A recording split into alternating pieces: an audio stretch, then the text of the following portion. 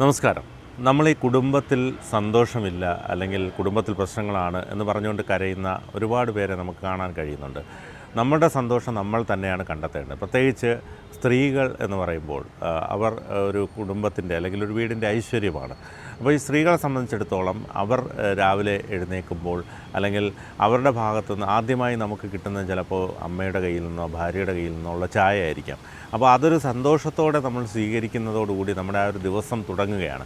അപ്പോൾ ആ ഒരു ദിവസം തുടങ്ങുമ്പോൾ അവർ ഭയങ്കരമായ ദേഷ്യത്തോടു കൂടി വരികയോ അല്ലെങ്കിൽ പരിഭവങ്ങൾ പറയുകയോ ചെയ്തു കഴിഞ്ഞാൽ ആ ദിവസത്തെ മുഴുവൻ അത് ബാധിക്കും. അപ്പോൾ അത് ഒരു കുടുംബത്തിൻ്റെ മുഴുവൻ പേരെ അത് ബാധിക്കും. അപ്പോൾ കുട്ടികളാണെങ്കിൽ കുട്ടികളെയും ബാധിക്കും. കാരണം ഒരു വീട്ടിൽ ഇപ്പോൾ ഭാര്യയും ഭർത്താവും തമ്മിൽ പ്രശ്നമാണ്, അല്ലെങ്കിൽ എന്തെങ്കിലും കഴിഞ്ഞ ദിവസത്തെ പരിഭവം പറഞ്ഞുകൊണ്ട് അവർ തമ്മിൽ വഴക്കടിക്കുമ്പോൾ ഈ കുഞ്ഞുങ്ങൾ ഭയങ്കരമായിട്ട് വിഷമിക്കും. കാരണം അയ്യോ അച്ഛനും അമ്മയും വഴക്കുണ്ടാകുന്നു എന്ന് പറയുന്നു. അതോടൊപ്പം തന്നെ ഇപ്പോൾ അമ്മയും ഭാര്യയും തമ്മിലുള്ള പ്രശ്നങ്ങൾ വന്നാലും അത് ഒരു കുടുംബത്തിലെ ഒരാളെ സംബന്ധിച്ചിടത്തോളം അത് വലിയ ബുദ്ധിമുട്ടുണ്ടാക്കും. അപ്പോൾ എല്ലാവരും വളരെ സൗഹാർദ്ദപരമായി സന്തോഷത്തോടു കൂടി മുന്നോട്ട് പോകാനൊന്നും കഴിയില്ല. കാരണം ഈ ഒരു കാലഘട്ടത്തിൽ ഒരുപാട് പ്രശ്നങ്ങൾ എല്ലാവരും അഭിമുഖീകരിക്കുന്നുണ്ട്.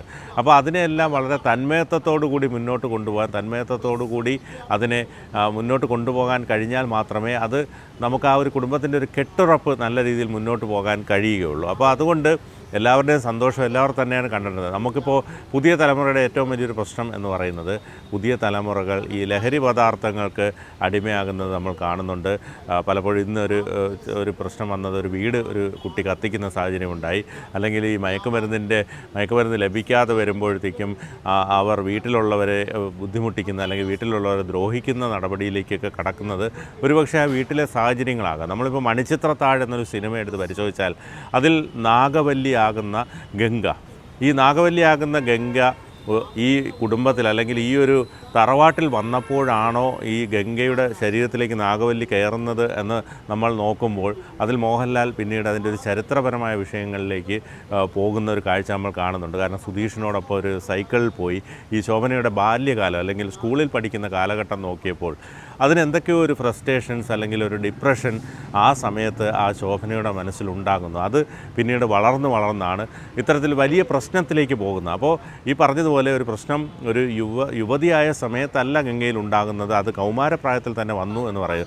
അപ്പോൾ ഈ വീട്ടിലുണ്ടാകുന്ന പ്രശ്നങ്ങൾ അല്ലെങ്കിൽ ഇതൊക്കെ കുഞ്ഞുങ്ങളുടെ മനസ്സിൽ വലിയ രീതിയിൽ അത് ബാധിക്കും. അത് വേറൊരു തരത്തിലായിരിക്കും. ഒരുപക്ഷെ അവളുടെ വിവാഹം കഴിയുമ്പോഴായിരിക്കും ഒരു പ്രശ്നമുണ്ടാകുന്നത്.